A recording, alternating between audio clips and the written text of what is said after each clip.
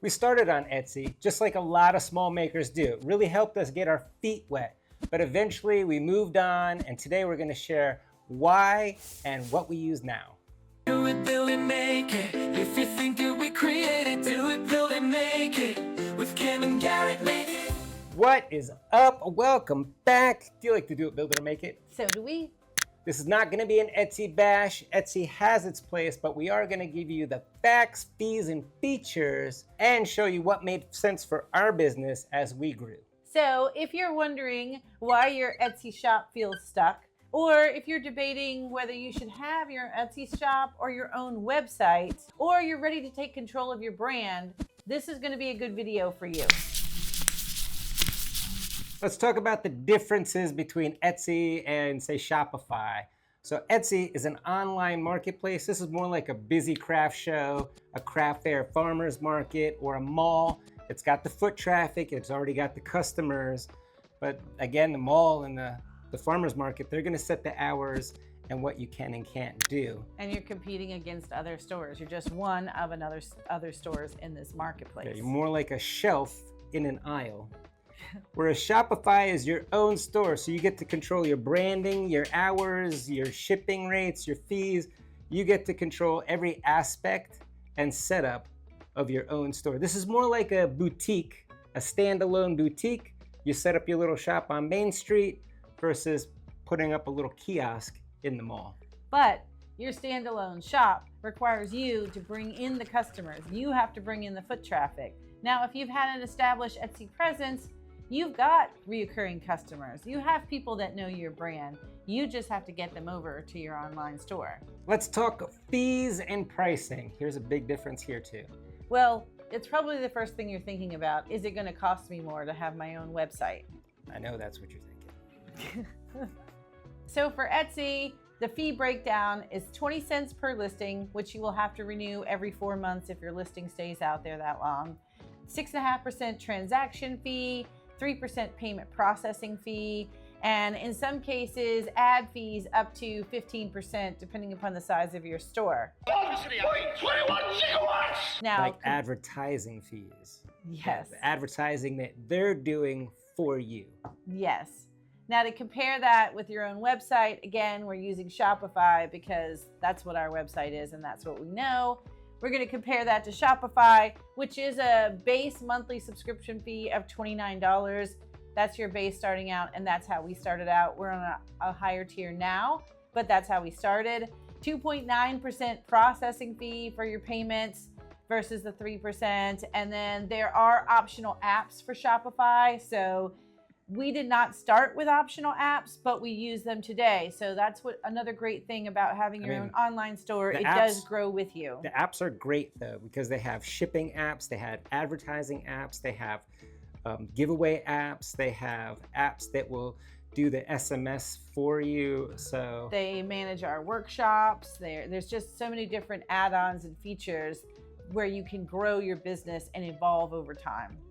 So a good example, if you're selling about $1,500 a month on Etsy, you're paying about $200 in fees.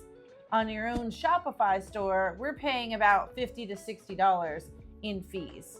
Now that doesn't include our advertising, and that varies depending upon what we're advertising and when.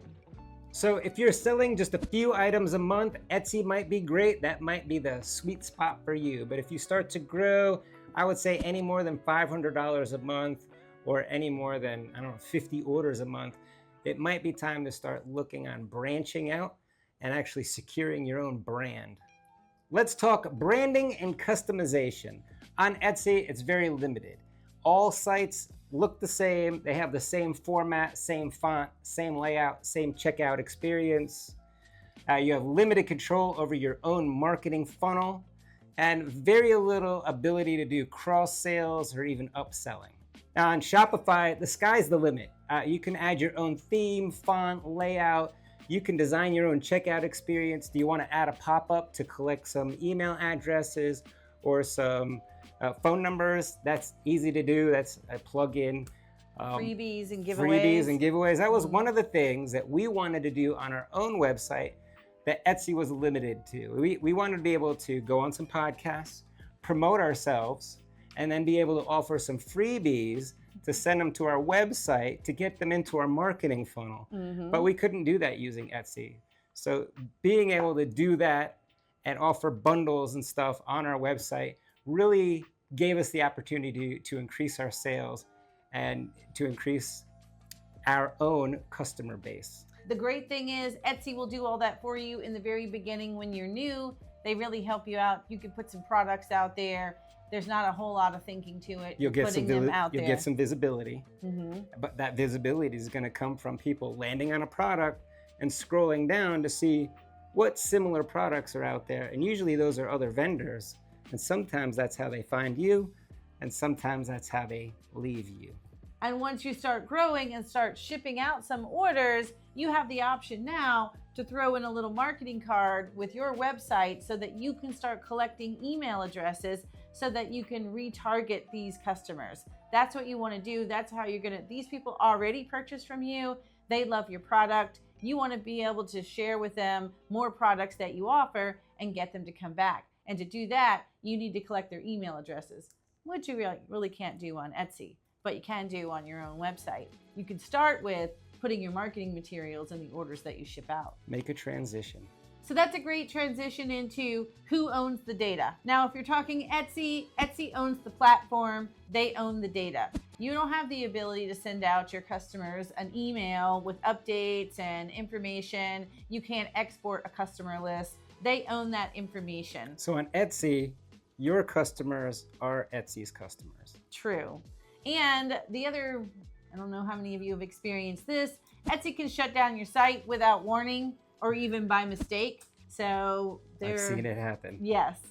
Contrastly, if you're thinking your own website and Shopify, you do own that customer experience. You own the emails, you own the relationship. One of the other great add-ons that we use that has really boosted our marketing funnel. Yeah, well, and sales. Our And little sales. text reminders. We use a text app that'll let you know updates on your orders, which are awesome because people feel like we are communicating with them. They know that our order will be shipping soon, that your order just shipped out. We get little thank you replies. But also we can send out text that says, hey, it's Mother's Day coming up. Consider giving a door hanger. Little reminders that let people think about your product and say, oh yeah, it's a great idea. My mom would love a door hanger. Well, you know what's for really Mother's Day. great about that is that it's all automated. We don't have to do anything.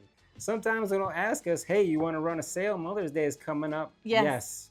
Yeah. That's it. Yes, yes. That's what makes your business. Your email list is your business. If your business changes, you still have an email list. That is what's most important. When people buy companies these days, sometimes they're buying that email list. Yeah, they want the contacts. They already know that you know their product and you have an audience that is interested in what you're selling. That leads us to marketing and discovery. On Etsy, it's a little more difficult. You do have some control over your SEO. You have your tags, your titles, and some descriptions. And they do drive traffic to Etsy. Etsy drives traffic to Etsy. But once they get there, you're kind of competing against dozens, if not hundreds of other people selling a similar, if not the same product. They also control the search algorithm, which can change at the drop of a hat, whatever they decide to change it to, whatever they want to ramp up and start to offer more of. You might lose traffic or gain traffic, who knows? And their policies also keep changing. If you haven't heard recently, they've also recently changed policies. They got a bunch of people up in arms. Now, comparing that to Shopify, there is no built-in traffic. So you do have to drive traffic to your store, as we've said. So your email list is important, your social ads as you run your Facebook ads.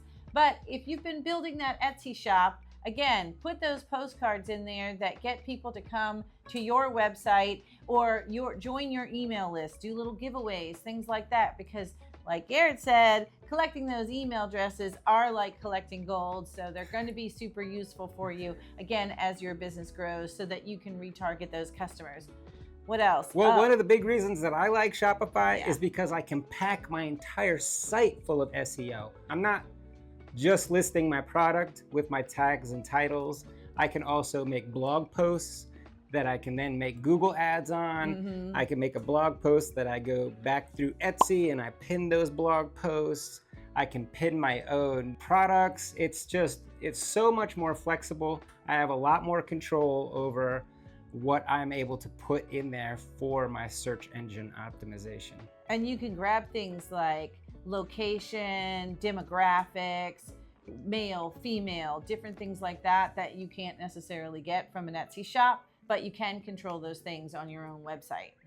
So to focus on scalability and growth, I know we've already mentioned it, but let me hit my bullet points here. For Etsy, it's a great place to start. There is limited scalability, limited ability to add new features and functions, and a limited ability to add customer tracking behavior. So if you're selling under $500 a month, it's a great place to get started, a great place to test new products, see what sells, learn how to start shipping your products, and really just get started on selling for your craft business. Yeah, it's a great learning experience to know if you actually want to try to make this a business or a side hustle.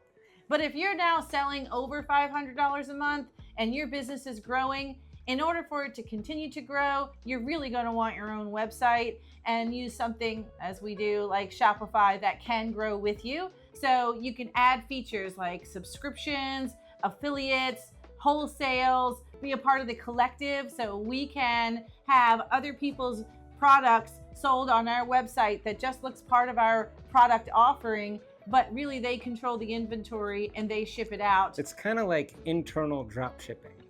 It is a little like that.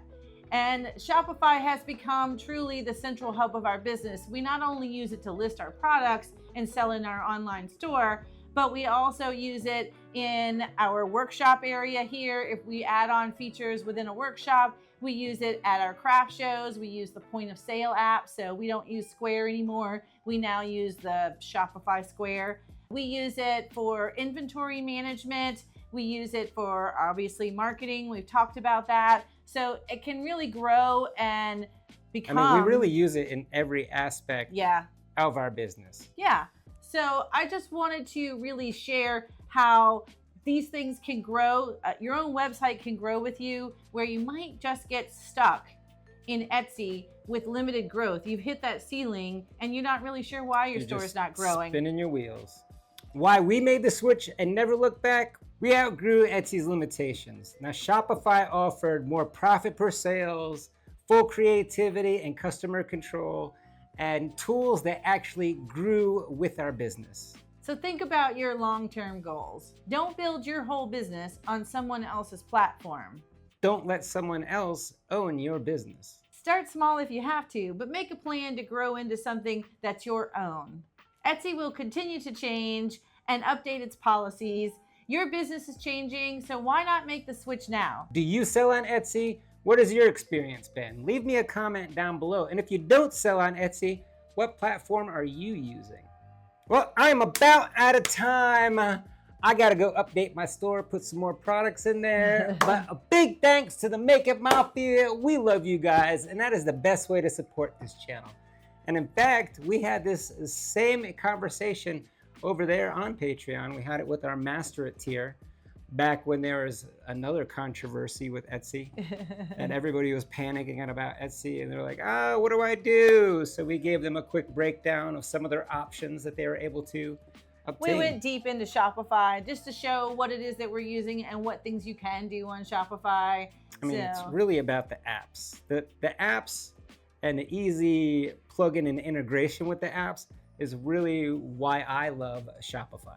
And if you want more business type content, that is what our Master It tier is really all about. It's not only what you're getting in the Made It tier and the free SVG files and the exclusive SVG files, but you get even more exclusive content and more topics around growing your business. We try and do once a month during our Zoom calls, at least 20 minutes of some sort of business topic that gets you thinking about how you can grow your business.